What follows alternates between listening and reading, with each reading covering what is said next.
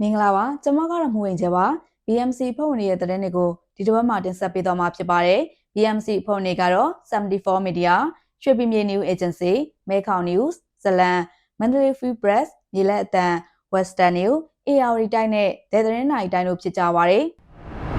TNN ထိန်းချုပ်တဲ့ရှမ်းမြောက်ကနမ်ခမ်းမြို့နယ်မှာရန်ကိုတောင်ပောက်ကွဲမှုကြောင့်ထိခိုက်ခဲ့ရတဲ့ကောင်းတက်ရွာခံတွေအတွက်အခြေခံဆေးဝါးတွေအပြင်တခြားသောအကူအညီတွေလည်းလိုအပ်လျက်ရှိနေပါတယ်ဒီသတင်းကိုရွှေပြည်မြေကတင်ဆက်ပေးထားပါတယ်တအောင်တက်ထန်ရီထိန်ချုပ်ထားတဲ့ရှမ်းမြောင်နမ်ခမ်းမြို့နယ်ကောင်းတက်ကြီးရွာမှာရန်ကိုတောင်ပောက်ကွဲမှုကြောင့်ထိခိုက်ဆုံးရှုံးခဲ့ရတဲ့ဒေသခံတွေအတွက်အခြေခံဆေးဝါးအကူအညီတွေလိုအပ်နေတဲ့အကြောင်းသိရှိရပါတယ်။အခြေခံအစားအသောက်ဖြစ်တဲ့စံစီစားတွေအပြင်အသုံးဆောင်ပစ္စည်းတွေဖြစ်တဲ့အဝတ်စား၊စောင်းအခင်းစတဲ့ပစ္စည်းတွေလည်းအရေးပေါ်သုံးစွဲနိုင်ဖို့အတွက်လိုအပ်နေသေးတယ်လို့ဒေသခံမျိုးသမီးတို့ကပြောပါတယ်။ဆေးရဲအဝတ်စားထဲတဲ့ပုံးနဲ့ဆာလာအိတ်တွေလာလူတဲ့သူတော့မတွေ့သေးဘူး။အဟာတွေလည်းလူတယ်။ဆေးဆိုလဲဆောင်ထားရမှာတခုခုဖြစ်ရင်ဆေးရုံသွားချင်ဘူးလေ။လူနာတွေလည်းများရဆိုတော့တစ်ခါတလေကြာရင်မဟာဖြေဆေးတောက်ချင်တော့မှမရှိဘူး။ဆိုင်မှာတောက်ဝယ်ရအောင်လဲသူများဆိုင်လဲအကုန်ပျက်စီးသွားရဆိုတော့လေ။ပုံးနဲ့ဆာလာအိတ်အကြီးတွေလည်းအဲ့လိုပဲ။ဆောင်းတွေအဝတ်စားတွေဒီတိုင်းပဲပုံထားတာ။မိုးရွာရင်အကုန်လုံးဆိုပြီးထဲ့ဆရာနေရာမရှိဘူး။ရန်ပောက်ကွဲမှုကြောင့်ခမန်းချီအရပျက်စီးသွားတဲ့ကောင်းတက်ရွာကနေအိမ်300ကျော်ရှိပြီးအထက်မှာမီးလောင်ပြကျခဲ့တဲ့နေအိမ်40ကျော်ရှိကြောင်းစီရင်ရရှိထားတာဖြစ်ပါတယ်။လက်ရှိမှာတော့နေအိမ်ထိခိုက်ပျက်စီးသွားတဲ့ဒေသခံတွေကဘုံကြီးကျောင်းနဲ့နှိစက်ရဆွေမျိုးတွေစီမှာခုလုံနေကြရတာဖြစ်ပါတယ်။အခုအိမ်ပျက်စီးသွားတဲ့စီရင်တွေကကောက်လို့မပြီးနိုင်သေးဘူး။နေ့တိုင်းကောက်တာပဲမပြီးနိုင်သေးဘူး။ဘာမှရစရာမရှိအောင်ပျက်စီးသွားတဲ့အိမ်တွေက40ပဲစရင်ရသေးတယ်။မနေ့ပြန်သူတို့ထက်ကောက်မှာအချက်လက်ကပြန်ရမှာပျက်စီးသွားတဲ့အိမ်တွေဘယ်လိုလာမလဲတော့မသိရသေးဘူး။အိမ်ပြန်ဆောင်မဲ့ကိစ္စလည်းဘာမှမကြားရသေးဘူး။ရန်ပောက်ကွဲမှုဖြစ်ပွားခဲ့တဲ့နေရာနဲ့အန်ဒီရဲ့ရှိနိုင်တဲ့အပျက်စီးတွေကိုဖယ်ရှားနိုင်ဖို့ရှင်းလင်းရေးလုပ်ငန်းတွေဆက်လက်လှုပ်ဆောင်နေဆဲဖြစ်ပါတယ်။ပြီးခဲ့တဲ့မေလ31ရက်နေ့လယ်ကနမ်ခမ်းမြို့နယ်ကောင်းတက်ရွာမှာတောင်တက်ထန်ရီရဲ့ရန်တူလောင်တဲ့ဂိုတောင်တစ်ခုပောက်ကွဲတာကြောင့်ဒေသခံ60ကျော်တေဆုံးခဲ့ရပြီး100ကျော်ထိခိုက်ဒဏ်ရာရရှိခဲ့ပါတယ်။ကောင်းတက်ကြီးရွာကမတော်တဆပောက်ကွဲမှုဟာမိုင်းတွင်ကြောက်လုံငန်းအတွက်တူလောင်ထားတဲ့ရန်ပြော့တွေဖြစ်တယ်လို့တောင်တက်မြို့ထန်ရီကမေလ31ရက်နေ့မှာရှင်းလင်းချက်ထုတ်ပြန်လိုက်ပါတယ်။ဖြစ်စဉ်နဲ့ပတ်သက်ပြီးပောက်ကွဲမှုဖြစ်ရတဲ့အကြောင်းရင်းတွေကိုအသေးစိတ်စုံစမ်းစစ်ဆေးပြီးတာဝန်ရှိသူတွေကိုဥပဒေနဲ့အညီအရေးယူဆောင်ရွက်သွားမှာဖြစ်တယ်လို့ဆိုပါတယ်။နမ်ခမ်းမြို့နယ်ကောင်းတက်ရွာကပောက်ကွဲမှုနဲ့ပတ်သက်ပြီးတောင်တက်မြို့ TNL အနေနဲ့စုံစမ်းစစ်ဆေးမှုကိုအမြန်ဆုံးလှုပ်ဆောင်ဖို့နဲ့တာဝန်ရှိသူတွေကိုအရေးယူပေးဖို့ထိခိုက်ဆုံးရှုံးခဲ့ရတဲ့ဒေသခံတွေကိုဝိုင်းဝန်းကူညီထောက်ပံ့ပေးကြဖို့တာဝန်ရဖက်ဖွဲ့စည်းကွန်ရက် TCSN နဲ့တအန်းပြည်ကောင်စီ TLC တို့ကတိုက်တွန်းလိုက်ပါတယ်ရှမ်းပြည်တောင်ပိုင်းကမင်္ဂလေးငယ်တွေကိုအလုပ်ရမယ်လို့မူဆယ်မြို့ကိုလိမ့်လဲခေါ်ဆောင်ပြီးလူကုန်ကူးဖို့အတွက်ပိတ်လောင်ဖမ်းဆီးတာတွေရှိနေပါတယ်ဒီသတင်းကိုမဲခေါင်သတင်းဌာနကပေးပို့ထားပါတယ်အထက်ဆက်ယုံမှာအလုပ်ရမယ်ဆိုပြီးရှမ်းပြည်တောင်ပိုင်းကအမျိုးသမီးငယ်တွေကိုမူဆယ်မြို့ကိုလိမ့်လဲခေါ်ယူပြီးတရုတ်မယားဖြစ်ရောင်းစားဖို့ပိတ်လောင်ဖမ်းဆီးထားတာတွေရှိနေတယ်လို့လွတ်မြောက်သူတွေနဲ့ဝိုင်းဝန်းကူညီသူတွေစီကသိရပါတယ်။ပြီးခဲ့တဲ့ရက်ပိုင်းကရှမ်းပြည်တောင်ပိုင်းပင်လောင်းမြို့နယ်တောင်လေးကျေးရွာကပို့တိုင်းရင်သူအမျိုးသမီးငယ်14ဦးကိုအလောက်ကန်ရရှိမယ်ဆိုပြီးမူဆယ်ဒေသကိုခေါ်ဆောင်ခံခဲ့ရပြီးလူကုန်ကူးခံရမယ့်အန္တရာယ်နဲ့ကြုံတွေ့ခဲ့ရလို့ထွက်ပြေးလာရမှာ10ဦးလွတ်မြောက်လာပါတယ်။၄ဦးကတော့ဒီနေ့ချိန်ထိအဆက်အသွယ်ပြတ်တောက်နေလို့မိသားစုဝင်တွေနဲ့ဒေသခံတွေစိုးရိမ်ပူပန်နေတယ်လို့ကူညီရမှာပါဝင်သူတို့ကပြောပါတယ်။ပွဲစားကလက်စာကောင်းကောင်းရမယ်ဆိုပြီးရွာထိလာခေါ်တာပါ။ကားနဲ့ပွဲစားကကိုလည်းအရင်မပေးရဘူး။လွတ်ပြီးမှတလားချင်းစီနည်းနည်းပြန်ပေးရမယ်ဆိုတော့ကလေးမတွေကယုံပြီးလိုက်တော့ကြတာ။ရွာထိကိုလည်းလာပြီးစီယုံခေါ်သွားတာဖြစ်တော့မိသားစုတွေကလည်းတန်တရားမရှိခဲ့ကြဘူး။နောက်ပိုင်းကျမှမူဆယ်ဘက်ကကိုတော်တစ်ခုမှပိတ်အောင်ထားခဲ့ရဆိုတာသိရတယ်။အခု10ယောက်ပြန်လွတ်လာရဲဆိုပေမဲ့4ယောက်ကတော့အဆက်အသွယ်မရသေးဘူး။10ယောက်ထွက်ပြေးသွားတဲ့အတွက်ကျန်တဲ့သူတွေကိုပွဲစားကတခြားနေရာကိုပြောင်းရွှေ့ထားရလို့သိရတယ်။အဲဒါကြောင့်မိသားစုဝင်တွေကရွာသားတွေရောအရန်ကိုစိုးရိမ်နေကြတယ်။ထွက်ပြေးလွတ်မြောက်လာသူတွေရဲ့ပြောကြားချက်အရသူတို့ကိုခေါ်ဆောင်သွားသူအမျိုးသမီးပွဲစားဟာလာရှိုးဒေတာဘက်ကဖြစ်ကြောင်းသိရပြီးအဝိတဲစက်ယုံနဲ့ငါးစက်ယုံတွေမှာအလောက်ကန်ရရှိမယ်လို့ပြောဆိုစီယုံခဲ့ကြောင်းသိရပါတယ် အဲ့ဒီအမျိုးသမီးငယ်တွေဟာအသက်18နှစ်ကနေ25နှစ်အတွင်းသာရှိကြပြီးတစ်တော်ပေါ်မှာတွေ့တဲ့အလုပ်ခေါ်စာတွေနဲ့ပွဲစားရဲ့စီယုံပြောဆိုမှုတွေကိုယုံကြည်ကာလိုက်သွားကြတာဖြစ်တယ်လို့ထွက်ပြေးလွတ်မြောက်လာသူတွေစီကသိရပါတယ်။သူတို့ကိုတရုတ်နိုင်ငံဘက်ကိုပို့ဆောင်ကတရုတ်မယားအဖြစ်ရောင်းစားဖို့စီစဉ်နေစဉ်တရုတ်ပွဲစားတွေလာမခေါ်မီမူဆယ်မြို့ကဂိုဒေါင်တစ်ခုမှာပိတ်လောင်ထားခဲ့တယ်လို့လွတ်မြောက်လာသူမျိုးသမီးတူကပြောပါတယ်။အစားကတော့အလုပ်ရမယ်လားစာကောင်းရမယ်ဆိုလို့ယုံပြီးလိုက်သွားခဲ့တာပါ။မူဆယ်ရောက်မှအခြေအနေကပြောထားရတယ်နဲ့မတူဘူးဆိုတာသိလာတယ်။ကျမတို့ကိုဂိုဒေါင်တစ်ခုထဲမှာထားပြီးအပြင်ကိုလွတ်လွတ်လပ်လပ်သွားလာခွင့်မပေးဘူး။ဖုန်းတွေနဲ့မှတ်ပုံတွေကိုလည်းယူထားကြတယ်။နေတိုင်းထမင်းနဲ့ငပိပဲစားခဲ့ရပြီးအိမ်ကမိသားစုတွေနဲ့လည်းအဆက်အသွယ်မလုပ်နိုင်ခဲ့ဘူး။နောက်ပိုင်းမှာကျမတို့ကိုတရုတ်ဘက်ပို့မယ်တရုတ်လူမျိုးတွေစီခေါ်သွားမယ်ဆိုတဲ့သတင်းတွေကြားလာတော့အရန်ကြောက်လာတယ်။အဲ့ဒီအချိန်မှာကျမတို့တွေကတချို့ထွက်ပြေးဖို့တိုင်ပင်ကြပြီးအခွင့်အရေးရတော့ထွက်ပြေးလာနိုင်ခဲ့တာပါ။အခုပြန်ရောက်လာလို့ဝမ်းသာပေမဲ့ကျန်ခဲ့တဲ့ညီမလေး၄ယောက်ကိုတော့စိတ်မချနိုင်သေးဘူး။ကျမတို့လိုအလောက်ကန်ရမယ်ဆိုတဲ့စကားကိုယုံပြီးမလိုက်သွားကြဖို့ပြောချင်ပါတယ်။ online မှာဖြစ်ဖြစ်လူကတိုင်းလာခေါ်တာဖြစ်ဖြစ်တေချာစုံစမ်းပြီးမှဆုံးဖြတ်စေချင်တယ်။ခုကြံသေးတဲ့၄ယောက်ကိုလည်းအမြန်ဆုံးကက်တင်ပေးနိုင်ဖို့တပ်ဆိုင်ရာတာဝန်ရှိသူတွေကိုကူညီပေးစေချင်ပါတယ်။10ဦးထွက်ပြေးလွတ်မြောက်သွားပြီးနောက်မှာပွဲစားတွေကဂိုဒေါင်တွင်းကြံရှိနေတဲ့အမျိုးသမီးတွေကိုတခြားနေရာပြောင်းရွှေ့ထားလိုက်တာကြောင့်ကြံရှိနေတဲ့၄ဦးရဲ့လုံခြုံရေးအတွက်ပုံမစိုးရိမ်နေရတယ်လို့ဒေသခံတွေကပြောပါတယ်။ထွက်ပြေးလွတ်မြောက်လာတဲ့အမျိုးသမီး10ဦးကိုကျေးရွာတာဝန်ရှိသူတွေရဲ့အကူအညီနဲ့မိသားစုတွေထံပြန်လည်ပို့ဆောင်ထားပြီးကြံရှိနေတဲ့၄ဦးရဲ့အခြေအနေကိုသိရှိနိုင်ဖို့နဲ့အမြန်ဆုံးကယ်ဆယ်နိုင်ရေးအတွက်မိသားစုဝင်တွေနဲ့ဒေသခံတွေကသက်ဆိုင်ရာတာဝန်ရှိသူတွေထံအကူအညီတောင်းခံထားတယ်လို့သိရပါတယ်။ဒါကြောင့် online ပေါ်ကအလုပ်ခေါ်စာတွေနဲ့ပြည်ပအလုပ်ကိုင်ကမ်းလှမ်းချက်တွေကိုမယုံကြည်မီတည်တည်ချာချာစီစစ်ဖို့လိုအပ်ကြောင်းနဲ့ဖြစ်စဉ်မှာပါဝင်ပတ်သက်သူတွေကိုဥပဒေနဲ့အညီစုံစမ်းဖော်ထုတ်အရေးယူပေးဖို့လိုအပ်ကြောင်းဒေသခံတွေကတောင်းဆိုနေကြပါတယ်။ပုဂံမြို့တစ်ဖက်ကမြစ်ချေမှာစုပ်စုကဒေသခံ40ခန့်ကိုအစုလိုက်အပြုံလိုက်တပ်ဖြတ်ပြီးအလောင်းတွေကိုလမ်းဘေးစွန့်ပစ်ခဲ့ပါတယ်။ဒီသတင်းကို MFP ကတင်ဆက်ပေးထားပါတယ်။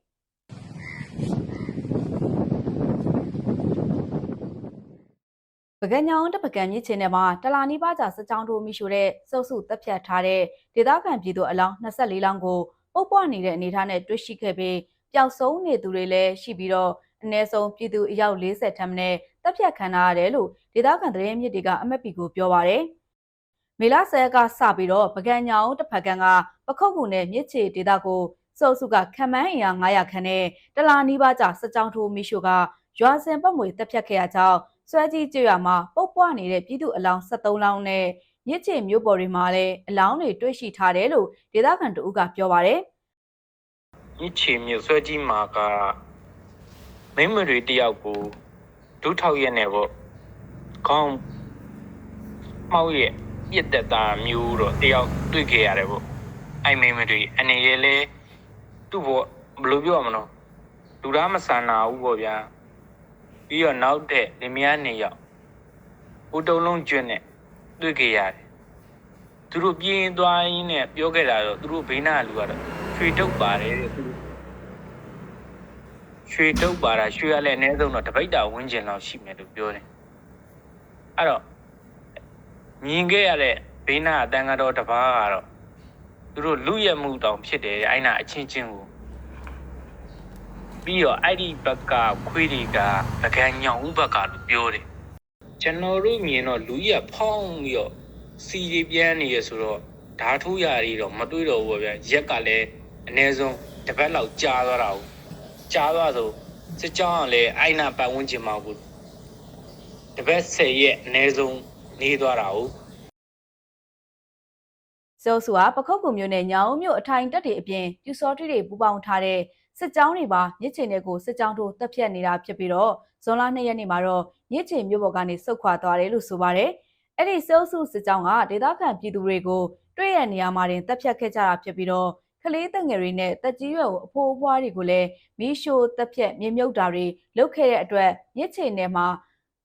တပ်ဖြတ်ခံရတဲ့အရေးအတွက်ဟာအယောက်40ထက်မနည်းရှိနိုင်တယ်လို့လည်းနယ်မြေရှင်းလင်းတဲ့နေရာမှာပါဝင်တဲ့ဒေသခံတအုပ်ကခန့်မှန်းထားပါတယ်။အဆိုပါစုပ်စုစစ်ကြောင်းဟာတလာနီးပါးစစ်ကြောင်းထိုးချိန်အတွင်းဆွဲကြီးကျေးရွာရာသာအေးကျေးရွာနဲ့မြို့မရက်ကွက်ထနောင်းကုန်းကျေးရွာမကြီးကုန်းကျေးရွာစတဲ့ကျေးရွာတွေအပါအဝင်ရွာ15ရွာကနေအိမ်1000ခန့်ကိုလည်းမီးရှို့ဖျက်ဆီးသွားခဲ့ပြီးတော့ မြစ်ချေမြို့ပေါ်ဈေးကိုလည်းမိရှို့ဖျက်ဆီးသွားတာကြောင့်ဈေးတစ်ခုလုံးမီးလောင်ပြကျသွားတယ်လို့ဆိုပါတယ်။စစ်ကြောင်းထိုးချိန်တလဝင်းကျင်အတွင်းစုပ်စုကြောင့်ဒေသခံ4000နီးပါးစစ်ပေးရှောင်ခဲ့ရပြီးတော့လက်ရှိချိန်မှာတော့မြို့ပေါ်ရက်ကွက်တချို့မှာသာပြန်လည်ဝင်ရောက်လာသူအနည်းငယ်ရှိနေပြီးစစ်ရှောင်တွေအတွက်အကူအညီလိုအပ်နေတယ်လို့လည်းဒေသခံတွေကပြောပါတယ်။ပြီးခဲ့တဲ့လတွေအတွင်းမြစ်ချေနယ်မှာစုပ်စုစစ်ကြောင်းနဲ့တော်လိုင်းတပ်ဖွဲ့တွေကြားထိတိတိုက်ပွဲဖြစ်ပွားခဲ့ပြီးတော့စုပ်စုဘက်ကတချို့ကိုလည်းအရှင်ဖမ်းမိတာတွေရှိတယ်လို့တေဆုံးသူတွေလည်းအများအပြားရှိရဲလို့ဒေသခံစီးရေးသတင်းမြစ်တွေကပြောပါတယ်။ဖုန်းလိုင်းတွေဖြတ်ခံရတဲ့ကဏီမှာ Starlink အသုံးပြုခွင့်ကိုပါပိတ်လိုက်လို့ဒေသခံတွေအနေနဲ့ဆက်သွယ်မှုသတင်းအချက်အလက်သိပိုင်ခွင့်တွေအပါအဝင်အခက်အခဲတွေအများအပြားကြုံတွေ့နေရပါတယ်။ဒီသတင်းကိုရေလက်တန်ကပေးပို့ထားပါတယ်။စစ်တပ်ကဖုန်းလိုင်းနဲ့အင်တာနက်လိုင်းတွေဖြတ်တောက်ထားတဲ့စကိုင်းတိုင်းကဏီမြို့နယ်မှာပြည်သူ့အုပ်ချုပ်ရေးအဖွဲ့က Starlink အင်တာနက်တွေပိတ်သိမ်းလိုက်လို့ဒေသခံတွေအနေနဲ့ဆက်သွယ်ရေးအပါအဝင်အခက်အခဲတွေကြုံတွေ့နေရတယ်လို့ဒေသခံတွေစီကသိရပါတယ်။ကဏီမြို့နယ်ကိုမေလ10ရက်နေ့ကစတင်ကမြို့နယ်ပြည်သူ့အုပ်ချုပ်ရေးအဖွဲ့ပါက Starlink အသုံးပြုခွင့်ပိတ်ပင်လိုက်တာတလကြာရှိပြီဖြစ်ပြီးအင်တာနက်ပြတ်တောက်နေတာကြောင့်ကဏီမြို့နယ်ကဒေသခံတွေအနေနဲ့ဆက်သွယ်မှုပြတ်တောက်တာနဲ့သတင်းအချက်အလက်သိပိုင်ခွင့်တွေမှာအခက်ကြုံနေရတယ်လို့ကဏီဒေသခံအမျိုးသမီးတဦးကမြေလက်အတန်းကိုပြောပါတယ်ဒီကအကြောင်းရင်းကတော့အင်တာနက်ပြတ်သွားတော့ဆက်သွယ်တွေပြတ်ပြီးတော့မှကိုယ်နဲ့အဲ့လိုမျိုးကိုမိသားစုတွေကလည်းရဝေးမယ်ရှိရဆိုလေအဲ့လိုမျိုးတွေဆက်သွယ်တွေတက်တော့ပြောရတယ်ခက်အဲ့လိုမျိုးသူတို့ပြောသွားတာကတော့3-4ရက်လို့ပြောပြီးအခုထိပြန်လာဖွင့်တယ်။ဒါအပြင် Starlink ပိတ်ခံထားရတာကြောင့် Starlink ဆိုင်ဖွင့်လှစ်ထားသူတွေလည်းအခက်အခဲတွေ့ကြုံနေရပြီး online ငွေလဲလုပ်ငန်းတွေလည်းရပ်တန့်နေတာကြောင့်ငွေသွင်းငွေထုတ်တာတွေမှာအခက်အခဲဖြစ်နေတယ်လို့ကဏီမြို့နယ်အတွင်း Starlink ဆိုင်ဖွင့်ထားသူပိုင်ရှင်တဦးကပြောပါတယ်။ကျွန်တော်တို့ဆိုင်ရှင်တွေဆိုတာထက်ပေါ့နော်ဒီဘက်မှာရှိတဲ့ရသားပြည်သူတွေအနေနဲ့ခက်ခဲတွေအများကြီးဖြစ်သွားတယ်ဗျ။ဖုန်းလိုင်းမမိတော့ကြတော့ Starlink ဆိုင်တွေ Wi-Fi ဆိုင်တွေကပဲအဆက်အသွယ်လုပ်ကြရတယ်။နိုင်ငံခြားကောတွေ KB လွှဲတာတွေပြီးရင်တူနဲ့တူကျန်းမာရေးကိစ္စဖြစ်ဖြစ်ဒီရွာနဲ့တရွာလူမှုရေးကိစ္စပဲဖြစ်ဖြစ်ဒီ Starlink ကနေပဲပြောပြီးတော့ဆက်သွယ်ကြရတာ哦ဒီသုံးဆွဲသူတွေရုပ်တရက်အင်တာနက်ဖြတ်တော့ခံလိုက်ရတော့ဆိုင်ရှင်တွေဘက်ကလည်းသုံးဆွဲသူမရှိတော့ဘူးပေါ့ဗျာအဲ့တော့ဝင်ငွေမရှိစီစဉ်မှုမရှိတော့ဘူးပြောရရင်အလုပ်ပြတ်သွားတယ်ပေါ့နောက်တစ်ခုခက်ခဲရပါလဲဆိုတော့တချို့ဆိုင်တွေဆိုရင် KB ဝယ်ပေးနဲ့တွဲလုပ်တဲ့ဆိုင်တွေတချို့ရှိတယ်အဲ့ဒီဆိုင်တွေဆိုရင်ပိုဆိုးတယ် KB ဝယ်ပေးဆိုတာကဗျာအင်တာနက်ရှိမှအသက်ဝင်တဲ့ software တွေကိုအဲ့တော့ဒီအင်တာနက်ဘယ်လောက်ကြာမယ်ဖြတ်ထားတာဘယ်လောက်ကြာမယ်ဆိုတာမသိဘူးအဲ့တော့ဒီ KB တို့ဝယ် KB တို့ဘာလို့ကလော့ပြဿနာရှိတယ်အဲ့တော့လော့ထွက်သွားမှာကိုလည်းစိတ်ပူနေကြတယ်ပြီးခဲ့တဲ့မေလ25ရက်မှာကဏီမြို့နယ်သတင်းအချက်အလက်ဆက်သွယ်ရေးနဲ့နည်းပညာဌာနကကဏီမြို့နယ်အတွင်း Starlink ဆိုင်တွေအနေနဲ့ပြန်လည်ဖွင့်လှစ်လိုပါကအချက်6ချက်ကိုလိုက်နာရမှာဖြစ်ပြီးမလိုက်နာရင်စက်ကိုသိမ်းယူတဲ့အထိအရေးယူမှုတွေလှုံ့ဆော်မယ်လို့ထုတ်ပြန်ခဲ့ပေမဲ့လက်ရှိအထိဖွင့်လှစ်ရမယ့်အခြေအနေတွေနဲ့ပတ်သက်ပြီး Starlink ဆိုင်အများစုကရှင်းရှင်းလင်းလင်းမသိကြရသေးဘူးလို့ဆိုကြပါတယ်ကဏီမြို့နယ်အတွင်း Starlink ပိတ်သိမ်းထားမှုပြန်လည်ဖွင့်ခွင့်ပေးမဲ့အခြေအနေတွေနဲ့ပတ်သက်ပြီးမြို့နယ်ပြည်သူ့အုပ်ချုပ်ရေးအဖွဲ့ကိုမြေလက်အတန်းကဆက်သွယ်မေးမြန်းခဲ့ပေမဲ့ဆက်သွယ်လို့မရသေးပါဘူး။စကိုင်းမှာစောစုကစင်းရဲနန်းပါသူတွေကိုပြစ်မှတ်ထားကလူ30ကျော်ပေါ်တာဆွဲစစ်သားသစ်စုဆောင်းခဲ့ပါတယ်။ဒီအကြောင်းကိုတော့ MFP ကတင်ဆက်ထားပါတယ်။စကိုင်းမှာစောစုကဒေသခံအယောက်30ကျော်ကိုပေါ်တာဆွဲစစ်သားသစ်စုဆောင်းလိုက်တဲ့တဲ့ရင်ကိုပြောပြပေးပါမယ်။စကိုင်းတိုင်းစကိုင်းမြို့ပေါ်မှာစောစုကငလင်ပေးတင်စင်းရဲနန်းပါသူတွေနဲ့လမ်းသွားလမ်းလာလူငယ်အယောက်30ကျော်ကိုပေါ်တာဆွဲပြီးတော့စစ်သားသစ်စုဆောင်းရေးတက်တဲ့ခေါ်ဆောင်သွားတယ်လို့ဒေသခံသတင်းမြစ်တွေက MFP ကိုပြောပါရယ်။စောစုတက်တွေကပြီးခဲ့တဲ့မေလဒုတိယပတ်ကနေဇွန်လ2ရက်နေ့ထိစကိုင်းမြို့ပေါ်ရက်ကွက်တွေဖြစ်တဲ့ဝွန်စိန်ကုန်းဗပဲတန်းချင်းစုမြဝတီရွာထောင်တောတာပံထုံးဘိုမင်းစံနဲ့တကောင်းရက်ကွက်တွေမှာပေါ်တာဆွဲပြီးတော့စစ်သားသစ်စုဆောင်းနေတာပါ။အဲ့ဒီလိုစစ်သားသစ်စုဆောင်းရမှာစောစုတက်တွေကလမ်းမကြီးနဲ့လမ်းကြိုလမ်းကြားတွေကိုပိတ်ဆို့ဖမ်းဆီးတာတွေနဲ့အိမ်ပေါ်ထိတက်ကအရမဖမ်းဆီးတာတွေလည်းဖြစ်တယ်လို့ဆိုပါတယ်။စောစုကစကိုင်းမြို့ပေါ်မှာအခုလိုပေါ်တာဆွဲပြီးစစ်သားသစ်စုဆောင်းတာတွေပြင်မန္တလေးစကိုင်းတရားရတနာပုံအထွက်ကစုပေါင်းရုံးဘွားမှာလည်းကားကုန်စီတွေကိုစစ်ဆေးပြီးတော့ငွေကြေးတောင်းခံတာတွေလုပ်နေရလို့လည်းခီးသွားပြည်သူတွေကပြောပါတယ်။အဲ့ဒီလိုတောင်းခံရမှာစောစုဟာ12ဘိန်းကားတစ်စီးကိုငွေကျပ်15သိန်းနဲ့6ဘိန်းကားတစ်စီးကို 10 သိန်းဝန်းကျင်တောင်းခံပြီးတော့ကားနဲ့ကုန်စည်တွေကိုသိမ်းဆည်းတာတွေလည်းလုပ်နေရလို့ကုန်တင်ရမောင်းနေသူတို့ကလည်းအခုလိုပြောပါတယ်။ စကိုင်းတိုင်းမှာကြိုးစားရေးဆိုတဲ့ဆိုင်းဘုတ်ကြီးတောက်လျှောက်ကတော့ဒါစုပေါင်းကိပဲစုပေါင်းကိကနေသူဖမ်းလို့ရတဲ့ဟာကတော့2900ခွင်းမှာထားတယ်ပေါ်တာလူကတော့2900ထဲမှာမထားဘဲနဲ့ခုနပြောတဲ့ခလာ73မှာထားတယ်လို့တော့ကျွန်တော်သိရတယ်ဗျပစ္စည်းနဲ့ကားတွေကတော့2900ခွင်းမှာထားတယ်လို့သိရတယ် စကိုင်းတိုင်းအတွင်းမှာစုပ်စုတက်တွေကစကိုင်းမြို့ပါဝင်ရွှေဘိုဝက်လက်မုံရွာဘူးတလင်ကလေးဝါမင်းကင်းကျွန်းလာကမ်ဘလူစတဲ့မြို့နယ်တွေမှာလည်းအရက်သားပြည်သူလူငယ်တွေကိုအာရမစစ်မှုထမ်းဖို့ပုံမှန်စင်းကောက်ခေါ်ယူတာတွေအပြင်လမ်းသွားလက်လာလူငယ်တွေကိုလည်းမတရားဖမ်းဆီးပေါ်တာဆွဲတာတွေလှုပ်ဆောင်နေရပါမြမစစ်ဘက်ရေးရာနဲ့လုံခြုံရေးဆိုင်ရာလေလာစောင့်ကြည့်ရေးအဖွဲ့ MDSI ကပြုစုထားတဲ့စင်းတွေအရအခုဆိုရင်အာနာသိန်းစစ်တပ်ကစစ်မှုထမ်းတင်တဲ့အပတ်စဉ်24ထိဖွင့်လှစ်ထားပြီးတော့လစဉ်ပန်းများတင်နန်းသား4800စုဆောင်းရရှိထားတယ်လို့ဖော်ပြထားတာပါပြီးခဲ့တဲ့ဧပြီလကုန်ထိစုစုပေါင်းစစ်မှုထမ်းတပ်သား3သိန်းကျော်ကိုလေ့ကျင့်ရေးဆင်းပေးထားတယ်လို့လည်းဆိုပါတယ်စကမ်းများဆုံးရှုံးပြီးအထိနာတဲ့စစ်တပ်ကတာပေါင်းတွေကိုလက်နက်ခဲယမ်းနဲ့အင်အားတွေဖြည့်တင်းနေပါတယ်ဒီသတင်းကို AR တိုင်းကတင်ဆက်ပေးထားပါတယ်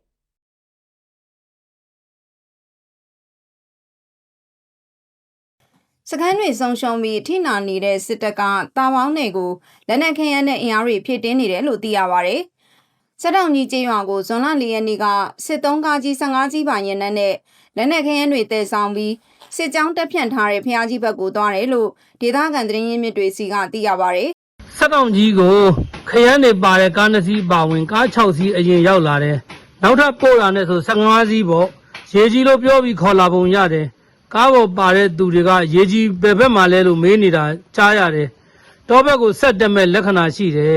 ။တာမောင်းနဲ့ရေကြီးဆက်ကိုတက်ဖြန့်နေတဲ့စစ်တပ်စစ်ကြောင်းတွေဟာအာရခတပ်တော် AA အပါဝင်ဒေသကာကွယ်တပ်တွေနဲ့တိုက်ပွဲပြင်းထန်နေပြီးစခန်းတွေလက်လွတ်ခင်ရတဲ့ကြောင်ရှာကျေးရွာနောက်ဖက်တောကပင်စခန်းမှာစစ်တပ်ကအခြေစိုက်နေတယ်လို့လည်းသိရပါတယ်။စစ်တပ်ကပသိမ်မြင့်ငဝင်မြင့်နောက်ဖက်ချမ်းကကျေးရွာတွေမှာတက်ဖြန့်နေရာယူထားပြီးမယန်းချိုညောင်မော်တောင်တန်းရွှေရင်မျောဝါတော်ကွင်းဘက်ကိုပါဒေသခံတွေရဲ့ဆိုင်ကယ်တွေနဲ့ကင်းမုံတွေဝစ်ပြီးနယ်မြေစစ်ဆေးတွေလုပ်နေတယ်လို့ဆိုပါတယ်။ဒါအပြင်ရွှေအောင်ချကျေးရွာနဲ့ဖျားကြီးကြားကငဝင်မြစ်ထဲမှာဇက်ရည်ရင်ပေါ်လက်နက်ကြီးတင်ထားတဲ့စစ်ရည်ရင်တွေပါရောက်နေတယ်လို့သိရပါတယ်။ရခိုင်နဲ့အေရီတိုင်းနယ်မြေချင်းဆက်ကွားမြို့နယ်ဘက်မှာတော့အေတပ်ဖွဲ့တွေအင်အားလုံးရင်းနဲ့လှုပ်ရှားနေတယ်ဆိုပြီးစစ်တပ်ကအင်အားထပ်မံဖြစ်တင်းလာတဲ့အတွက်အေရီတိုင်းတွင်းမှာထိတွေ့တိုက်ပွဲတွေဆက်လက်ပြင်းထန်လာနိုင်တဲ့အခြေအနေရှိနေတယ်လို့ခံမှန်းသုံးသပ်မှုတွေလည်းရှိနေပါတယ်။ရင်းနှီးလန်းဆောင်ဖေးရာလန်းချောင်းကွင်းကောက်နန်ကတူဆယ်လန်းချောင်းတွေကိုပါစစ်တပ်ကလှုပ်ရှားဖြန့်ကျက်နေပြီး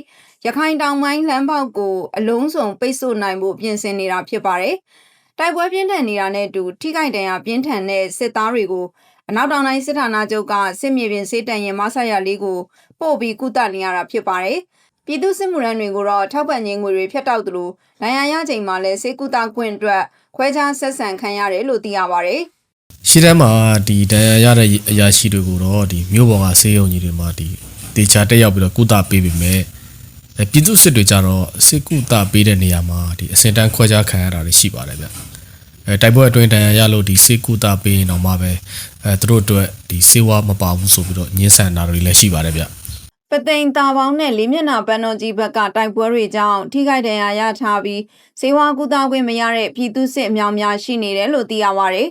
စစ်တပ်ရဲ့ဗျူဟာမြောက်စိုးမိုးတောင်ကုန်းတစ်ခုကိုအာရခတပ်တော် AA နဲ့ဒေသကာကွယ်ရေးပူးပေါင်းတပ်ဖွဲ့တွေကတိုက်ခိုက်သိမ်းပိုက်ခဲ့ပြီးတပ်ဖွဲ့ဝင်10ဦးကိုလည်းတုံမှန်းဖြင့်ဖမ်းဆီးရမိထားပါတယ်ပြီးခဲ့တဲ့အပတ်တွေကစလို့ရခိုင်ပြည်စစ်တွေနဲ့ကြောက်ဖြူမှာစစ်ကောင်စီနဲ့အာရခတပ်တော် AA တို့နှစ်ဖက်တိုက်ပွဲတွေပို့ပြီးတော့ပြင်းထန်လာနေပါတယ်ဒီသတင်းကို Western News သတင်းဌာနကပေးပို့ထားပါတယ်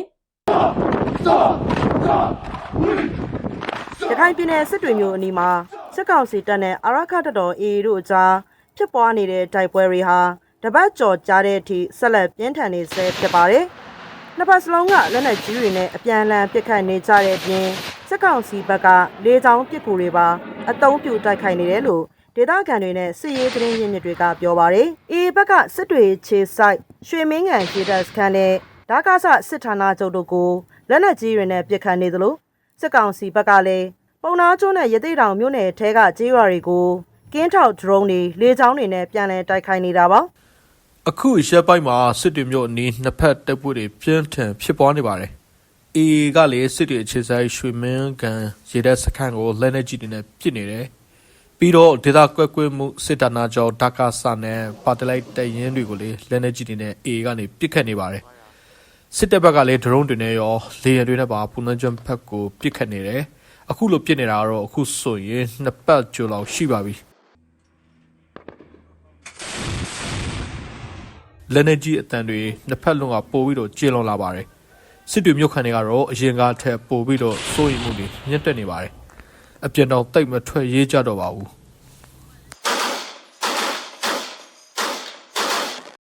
ဒီလိုမျိုးအနီးအနားအထိလက်နက်ကြီးတွေကြားရောက်ပြီးတိုက်ပွဲတွေပြင်းထန်လာတာကြောင့်စစ်တွေမြို့ကန်တွေအနေနဲ့အသက်အန္တရာယ်အတွက်စိုးရိမ်ပြီးအပြင်မထွက်ရဲကြပဲဖြစ်နေကြပါတယ်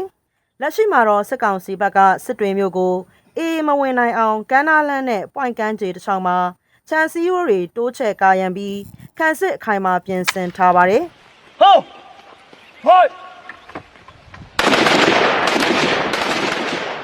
်ကျောက်ပြမြို့နယ်စနဲမြို့အနီးကတောင်မော်ဦးရေတပ်စခန်းအနီးမှာလည်းစစ်ကောင်စီတပ်နဲ့အေးတို့ကြားတိုက်ပွဲတွေဆက်ပြီးပြင်းထန်နေပါတယ်ဒေသခံတွေရဲ့ပြောကြားချက်အရတိုက်ပွဲဖြစ်နေတဲ့နေရာနဲ့အနှဲငယ်လှမ်းပေမဲ့လက်နက်ကြီးပစ်ခတ်တံတွေကိုနေရောညပါကြားနေရတယ်လို့ဆိုပါတယ်။အေဘက်ကလည်းတောင်မော်ဦးရေတပ်အနီးကစစ်ကောင်စီတပ်ရဲ့ကာကင်းစခန်းတချို့ကိုသိမ်းပိုက်နိုင်ခဲ့တယ်လို့စစ်ရေးသတင်းရင်းမြစ်တွေကပြောပါတယ်။မေလကုံပိုင်းကစစ်ကောင်စီတပ်တွေစနဲမျိုးဘက်ကိုစစ်ကြောင်းထိုးလာခဲ့ပေမဲ့အေဘက်ကဂျားဖြတ်တိုက်ခိုက်ခဲ့တာကြောင့်စစ်ကောင်စီဘက်ကအကြအဆုံးများခဲ့တယ်လို့လည်းသိရပါတယ်။ကျောက်ဖြူမြို့နယ်စနဲမျိုးကိုသိမ်းပိုက်ဖို့ကြိုးပမ်းလာတဲ့စစ်ကောင်စီစစ်ကြောင်းတွေကိုအေကတိုက်ခိုက်ခဲ့ရမှာစစ်ကောင်စီတပ်သား40ဦးထပ်မံသေဆုံးခဲ့ပြီးလက်နက်ခဲယမ်းအများပြားကိုလည်းသိမ်းဆည်းရမိခဲ့တယ်လို့သိရပါတယ်။သတင်းရရှိချက်တွေအရမေလ28ရက်ကနေ30ရက်အတွင်းကျောက်ဖြူမြို့နယ်ကတောင်မော်ဦးရေတပ်စခန်းကနေစစ်ကောင်စီတပ်ဖွဲ့ဝင်အင်အားအများပြားဟာ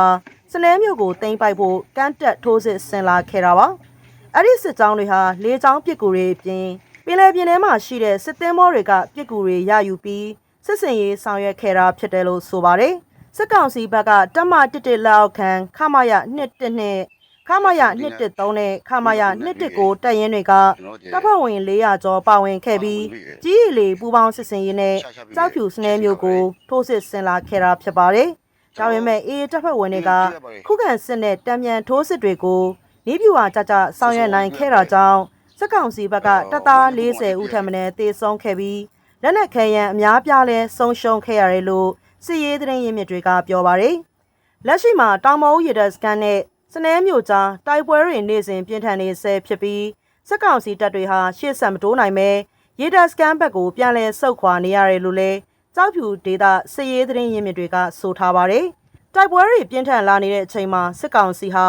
ာကြောက်ဖြူနဲ့ရမ်းပြဲမြို့နယ်အတွင်းကကျေးရွာတွေနဲ့လူနေအိမ်တွေကိုဂျက်လင်ရင်ဒရုန်းတွေအသုံးပြုပြီးလေကြောင်းကနေစက်တိုက်ခိုက်နေတယ်လို့ဒေသခံတွေကပြောပါတယ်။ချင်းတောင်ပိုင်းမှာစစ်ကောင်စီစစ်ကြောင်းထိုးနေပြီးမြောက်ပိုင်းမှာလည်းဟာခါကနေထန်တလန်ဘက်ကိုအင်အားဖြည့်တင်းတဲ့သတင်းရရှိထားပါတယ်။ဒီသတင်းကိုတော့ဇလန်မီဒီယာကတင်ဆက်ပါမယ်။စစ်ကောင်စီတပ်ဟာချင်းပြည်နယ်တောင်ပိုင်းနဲ့မြောက်ပိုင်းကိုပြန်လည်ထိန်းချုပ်နိုင်ဖို့မြေပြင်နဲ့ဝေဟင်ကနေအပြင်းအထန်ထိုးစစ်ဆင်နေပါတယ်။မေလလေအားစပြီးချင်းပြည်နယ်တောင်ပိုင်းမင်းတပ်နဲ့ကံပလဲမြို့နယ်ကိုအင်အား2000ဝန်းကျင်နဲ့မကွေးတိုင်းကနေထိုးစစ်ဆင်လာခဲ့ပါတယ်။စစ်ကြောင်းထိုးလာတဲ့စစ်ကောင်စီတပ်တွေကိုချင်းပြည်သူတပ်မတော် CPA နဲ့မဟာမိတ်ပူးပေါင်းတပ်တွေကအောင်မြင်စွာခုခံဟန့်တားထားတာကြောင့်စစ်ကောင်စီဘက်ကလေကြောင်းတိုက်ခိုက်မှုတွေကိုအကြိမ်ကြိမ်ပြုလုပ်နေတယ်လို့သိရပါတယ်။စစ်ကောင်စီတပ်တွေဟာမင်းတပ်မြို့နယ်ထင်ချောင်းရွာကိုမိရှို့ပြီးရွာသား2ဦးကိုလည်းတပ်ဖြတ်ခဲ့ကြသလိုလေကြောင်းကနေလည်းနေ့စဉ်ဘုံကျဲတိုက်ခိုက်နေပါတယ်။မင်းတပ်မြို့နယ်မှာတိုက်ပွဲတွေဆက်လက်ပြင်းထန်နေတာကြောင့်ပြည်သူ19000ခန့်စစ်ဘေးရှောင်နေကြရတယ်လို့မင်းတပ်မြို့နယ်စစ်ရှောင်စခန်းစီမံခန့်ခွဲကော်မတီကထုတ်ပြန်ထားပါတယ်။ဇွန်လ1ရက်မကွေးတိုင်းစောမြို့ကနေတဆင့်ချင်းပြည်နယ်ကံပလဲမြို့ဘက်ကိုစစ်ကောင်စီအင်အား900ဝန်းကျင်နဲ့စစ်ကြောင်းထိုးလာပါတယ်။စစ်ကြောင်းထိုးတဲ့လမ်းတစ်လျှောက်ကျေးရွာတွေကိုစစ်ကောင်စီတပ်သားတွေကအဖိုးတန်ပစ္စည်းတွေလူရက်ဖျက်ဆီးကြပါတယ်။ချင်းပြည်နယ်မြောက်ပိုင်းထန်တလန်မြို့ကိုပြန်သိမ်းဖို့စစ်ကောင်စီကဟာခါမြို့ကနေဇွန်လ3ရက်ကစပြီးအင်အား250ဝန်းကျင်နဲ့တစ်မစ်လွင်ပြင်ကိုပို့ဆောင်ထားတယ်လို့သိရပါတယ်။ကြိုတင်လမ်းကြောင်းရှင်းဖို့ အော်တိုတောင်အနီးဝန်းကျင်ကိုတိုက်လေရင်နဲ့ drone ကိုအသုံးပြုပြီးပုံကျဲတိုက်ခိုက်နေပါတယ်။မြေပြင်အခြေအနေကိုသိတဲ့ဒေသခံတအုပ်ကအခုလိုပြောပါတယ်။ စစ်ကားကြီးတွေနဲ့အင်အားတွေအများကြီးရောက်လာပြီးကြတဲ့ကဒီတမစ်လွန်ပြင်ဘက်မှာရိတ်ခါတွေခဲယမ်းလုံးရင်းတွေနဲ့စုဆောင်းလာတာတွေ့ရတယ်။ဒီဘက်မှာစစ်ရေးပြင်ဆင်မှုတွေတော်တော်လေးခက်စိတ်စိတ်လှုပ်လာနေတယ်။ဒီနေ့လယ်ပိုင်းမှာဒီမဲ့ Jet Fighter နဲ့9ချိန်လောက်ဇက်တိုက်လာကျင်းသွားတယ်။မိနစ်30အတွင်းမှာတရဆက်ဘုံကျဲတန်တွေကြားတော့တိုက်ပွဲတွေပို့ပြီးတော့ပြင်းထန်လာမှာကိုဒေသခံတွေအားလုံးကစိုးရိမ်နေကြတယ်။ဘုံကျဲတိုက်ခိုက်ခံရတဲ့အော်တိုတောင်ကုန်းဟာဟာခါနဲ့ထန်တလန်မြို့ကြားစစ်ရေးအရာအလွန်အရေးပါတဲ့မဟာဗျူဟာမြောက်ကုန်းမြင့်တစ်ခုဖြစ်ပြီးပြီးခဲ့တဲ့2024ခုနှစ်မှာတော်လှန်ရေးတပ်ဖွဲ့တွေကတင်ပိုက်ရရှိခဲ့ပါတယ်။ဟာခါမြို့မှာရှိတဲ့ခလာရ266တပ်ကုန်းကိုစစ်ကောင်စီရဲ့ M17 ရဟတ်ယာဉ်နဲ့လူအင်အားရိတ်ခါနဲ့ခဲယမ်းတွေအင်အားပြည့်နေတယ်လို့မြို့ခံတွေစီကသိရပါတယ်။စစ်တပ်ခေါင်းဆောင်မြောက်လှိုင်ကအိန္ဒိယနိုင်ငံကိုသွားစဉ်အိန္ဒိယမြန်မာနယ်စပ်စီးပွားရေးဂိတ်တွေနဲ့ကလတန်ဘက်ဆောင်စီမံကိန်းတွေအမြန်ဆုံးပြန်လည်ဖွင့်လှစ်နိုင်အောင်ဆောင်ရွက်သွားမယ်လို့သတင်းမီဒီယာတွေနဲ့တွေ့စဉ်ပြောကြားခဲ့ပါတယ်။အခုတင်ဆက်ပေးခဲ့တာကတော့ဒေတာအခြေဆိုင်သတင်းမီဒီယာ9ခုနဲ့ဖွဲ့စည်းထားတဲ့ Burma Media Consortium BMC ရဲ့ရုပ်သံသတင်းအစီအစဉ်ဖြစ်ပါတယ်။ဒီအစီအစဉ်ကိုအပတ်စဉ်တနင်္လာနေ့နေ့လယ်2:15မိနစ်မှာထုတ်လွှင့်ပြီးတနင်္လာနေ့ညနေ9:15မိနစ်မှာလည်းတစ်ကြိမ်ပြန်လည်ထုတ်လွှင့်ပေးနေပါတယ်။ကြည့်ရှုအားပေးခဲ့ကြတဲ့တယောက်ချင်းစီကိုကျေးဇူးတင်ပါတယ်ရှင်။ကျွန်မကတော့မှုဝင်ကြပါ